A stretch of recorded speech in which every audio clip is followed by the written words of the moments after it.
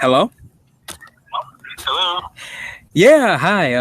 I was texting you off of my work phone. I was texting you about your house for sale, possibly doing a Okay. lease. Which one? Which house? Yes. Oh, that would be Northwest 18th Street. Okay. But you do have other houses for sale. Yes. Oh, wow. I'd be interested in all of them, but I guess we can start with the 18th Street. Okay. Sure. Yeah, I'm the one that texted you about doing a lease purchase. Yeah, definitely. And what was your name, sir? Okay, Doug. Yeah, my name's Devante, and I was just going ahead and just recently got out of the army, and there's a couple ways I look to buy houses, so I like to get all the options on the table and see what's the most feasible for all parties. Okay. And why do you want a house in the Tampa area? Well, let you know a little bit about me is I'm recently from Wisconsin. Recently got out of the army, and I've been down in Florida for about 5 months now. And back in Wisconsin when I got out of the army, I was buying houses flat out, and some I would buy and rent out with a lease purchase. And the houses that I would rent out and do lease purchases on, and let's say I'd run out of inventory. So I'd still have buyers that contact me and like, hey, do you have any more houses? I'm like, oh, I'm full at the moment, but I can see if any other sellers have any. So I actually reach out to sellers such as yourself and see if there's any room to do some matchmaking. Okay. So how do you work this? Yeah, definitely, definitely. Well, a lot of buyers that I work with, especially from the $200,000 plus range. A lot of them are making six figures plus. I have videos on that on my website, and pretty much the process is that you let me know whatever you want as a down payment and monthly rent and purchase price. Then I go into my inventory of buyers and I see which one of my buyers are looking for that criteria. And I see. definitely, you're yeah. I see. I feel like you're kind of already attuned to this already. That's what I'm feeling.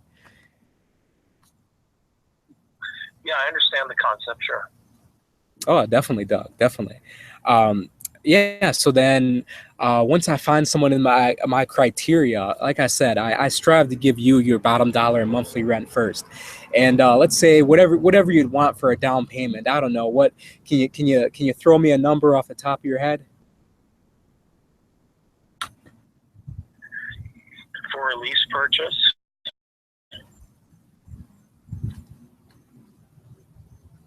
I don't know offhand. I still have a small mortgage on it, so it have to be a wraparound type mortgage. All right, right.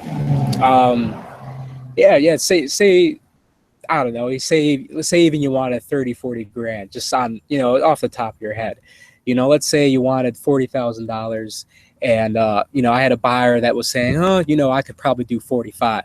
So I would go ahead and we'd facilitate the paperwork and make sure that you're entitled to your $40,000, whatever we agree for a years of terms and monthly rent. And then by finding the buyer, they understand that my fee would be the additional 5,000 for what they could essentially bring to the table. And pretty Okay. pretty much how I structure these deals, and a lot of people have lost out, because they haven't known about this. What I do with when I have the attorney close, I make sure that the buyer is responsible for all repairs and maintenance, and that there is no landlording. As soon as they get in their house, it is pretty much their house. They put down the money; it's non-refundable. They're responsible for all repairs and maintenance, and at the end of the lease purchase term, they have to take full responsibility with all their efforts to make sure that they're going after financing. it's not necessarily a lease option to where they can put down money and back out. The lease purchase guarantees that they have to go ahead and get financing. There's no way around it. So whatever person decides to get inside this house, they have to have their heart set on it. Okay. Definitely. Got it. Definitely. All right, so what's the next step? Definitely. Well, I would definitely, if you could give me your email, Doug, I could go ahead Sure. and send you some information. Sure. And we can. I actually have an agreement. It's the option agreement, and this agreement it's non-exclusive. It's not like an agent to where it's tying you up. All it pretty much does is it gives me the right to go ahead and send it to my buyers, and it gives the basic information for the attorney to facilitate the paperwork. And at any moment, if you find a buyer before I find a buyer, or at any moment you want to just be like, hey, you know what, I don't want to sell, then you can go ahead and do that. If you want to find a buyer and say, I don't want to move forward, you have the right to do that. It's not tying you up at all. This is just going ahead and moving forward. You need my email address? Yes, sir. Okay, you ready? I am ready. It's D Brown, as in Doug Brown, dash pub, pub.com. So D Brown, like D'Lo Brown, the wrestler. Yeah, right. D Brown, DBROWN, at Atlantic, ATLANTIC, PUB.com. Well, dash pub. Dash. Atlantic dash pub or hyphen pub.com. Okay. Yeah. Yeah. And I just want to ask Doug, how fast are you looking to sell the house, or how fast are you looking to move forward? Oh, there's no rush. We owned it for 8 years, so it's rented now, so we're fine. But sure, we'd like to cash in on it. Sure. Oh, definitely. Yeah. When would you like to review the information? Okay, I look forward to receiving the email. Okay, I will go ahead and send that to you. All right. Thanks a lot for the call. Take care. Take care. Bye now.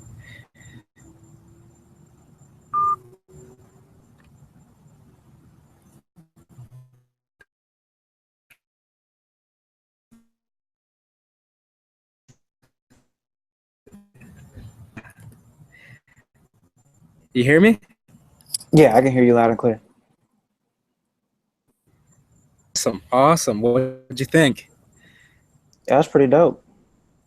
So I see why you was going out the lease to purchase agreements. Yeah, so basically, you go around looking for people who are trying to sell their home, and you find, I guess you're trying to put two and two together. You're trying to find people who want a lease to buy, and then people who want to sell to a lease to buy. Correct. So it's kind of like wholesaling, but you're doing it on a lease to buy purchase. So I can see kind of where there are like a lot of similarities in doing that with wholesale. Correct. Because you're just being the middleman. So I guess it's easy to find people who are trying to lease to buy, but as far as finding people who want to, hold on, let me rephrase that. I guess it's easier to find people who are trying to sell, or home sellers, versus it is people trying to buy homes. So am I putting that right? I think I'm putting that right. There it is. Okay. Say that one more time. You're kind of cutting out. Okay. I grasped the concept from that video call that it just seems like it's easier. I mean, you can just probably go on Craigslist or just find homes for sale or that are available for lease to buy, but you're basically trying to take the place of the realtor, but without being a realtor. You're just the middleman. What it seems like. Exactly. So instead, I guess it's that. No, go ahead. Oh, okay. So now instead of marketing to cash buyers, you're marketing to people with probably not so good credit, um, looking to lease to buy. You're basically just doing the research for them. Correct. Yeah, definitely. It comes in handy, because a lot of sellers, are entertaining the option, but they don't know how to want to pay a realtor fee, and there's a lot of reasons why somebody would um, entertain a lease option or a lease purchase, because, like he said, he's renting out the house now. So he's renting out the house now, and he's just like, okay, well, a lot of people, they have job relocations or they have a hard time selling the house, so that's one reason that they'll rent it out. Um, you know, Sometimes that they are over leveraged, so they can't get the money that they owe out of the house just by selling it for what today's retail price is, because they owe more than what they can sell it for. Based on the value. Exactly. Yeah, I am just sending him some agreements, sending him an example of some deals that I've done. Yeah, yeah. Can you see why I'm the best? Yeah, that's pretty dope. He didn't give me no objections at all. You know, he asked me, "Hey, how does this work?" I explained it.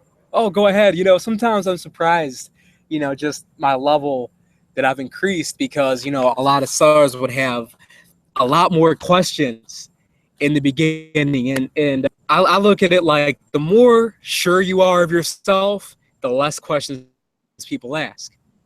Mm-hmm. So I mean, I just been finding out more and more time that I just get shocked every day, because my time to close gets shorter and shorter. Like, there's so many people that I talk to that, within, I don't know, that was within like 30 seconds.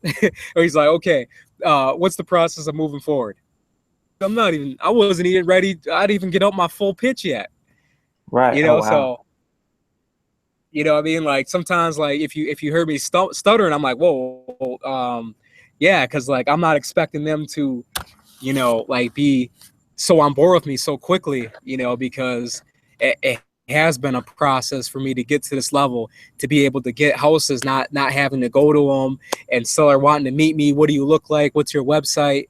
And that's the key, not just in business, but in life, relationships, friendships, anything, like, whether you're going up to a girl and, you want to, you want to get to know her, you want to know her name and stuff like that. The more sure you are about yourself, a little iffy about you at first, like, your sureness about yourself is eventually going to make her just be like, wow, this guy knows what he's doing. He knows he must be pretty awesome if he's that Right. sure about himself. It just, like I said, I've had sellers tell me, no, I'm not interested in that first, and I just keep on going. Right. I guess when you talk to enough people, that confidence level gets built up. You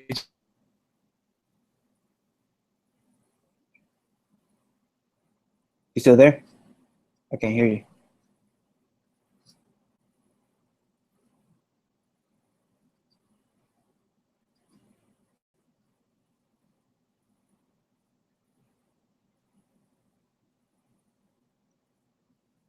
Hello?